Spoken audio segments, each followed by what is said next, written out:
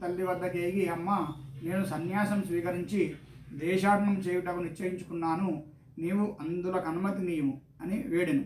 అంతా ఆమె, కుమార, గృహస్థు కావాల్సిన నీవు ఇట్లు సన్యాసించుట యోగ్యమైన పని కాదు.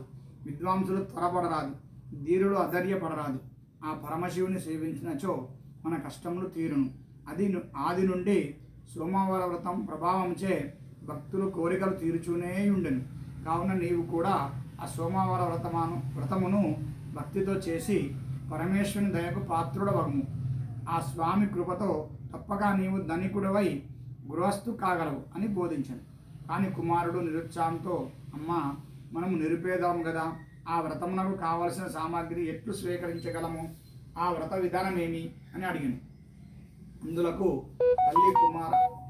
తల్లి కుమార, మన మహారాజు గారి కుమార్తెకు నేడే గత స్వయంవరమని ప్రకటించిరి. నీవు ఆ సభకేగినచో ఎంతో కొంత దక్షిణ లభించగలదు. దానితో వ్రత సామాగ్రి సంపాదించి వ్రతము చేయవచ్చును అని సలహా ఇచ్చాను.